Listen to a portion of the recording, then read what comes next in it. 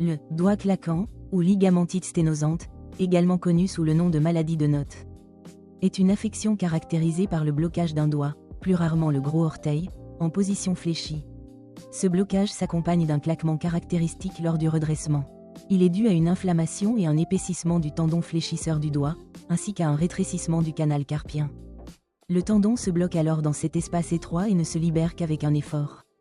Dans les cas les plus graves, le doigt peut rester bloqué en position fléchie.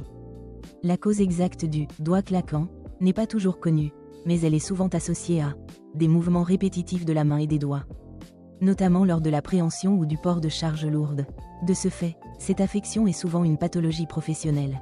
Des facteurs héréditaires, certaines comorbidités, telles que le diabète, la polyarthrite rhumatoïde, la goutte, l'hypothyroïdie et le syndrome du canal carpien. Elle est plus fréquente chez les femmes, en particulier entre 40 et 50 ans.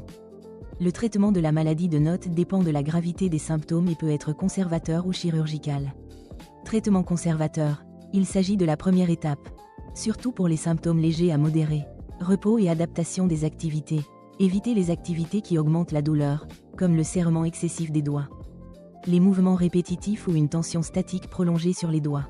L'application de glace sur la zone affectée peut aider à réduire l'enflure et la douleur.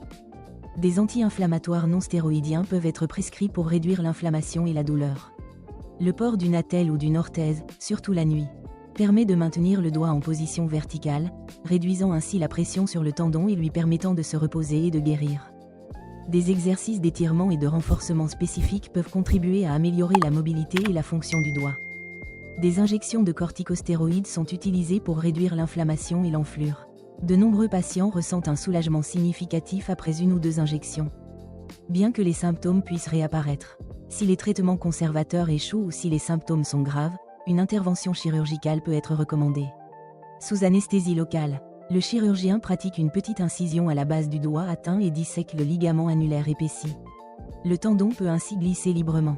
L'intervention est rapide et le patient peut généralement rentrer chez lui le jour même. La convalescence dure jusqu'à 2 semaines. Dissection mini-invasive, percutanée. Cette procédure mini-invasive est également réalisée sous anesthésie locale. Au lieu d'inciser, le chirurgien utilise une aiguille pour disséquer le ligament annulaire épaissi à travers la peau. Cette technique réduit le traumatisme et accélère la guérison. Prévention. Utiliser des dispositifs de travail ergonomiques afin de réduire la pression exercée sur les doigts. Pratiquer régulièrement des exercices de pétrissage et d'étirement des doigts, qui améliorent la mobilité et renforcent les tendons. Il est important de consulter un chirurgien orthopédiste ou un traumatologue pour obtenir un diagnostic précis et déterminer le traitement le plus adapté.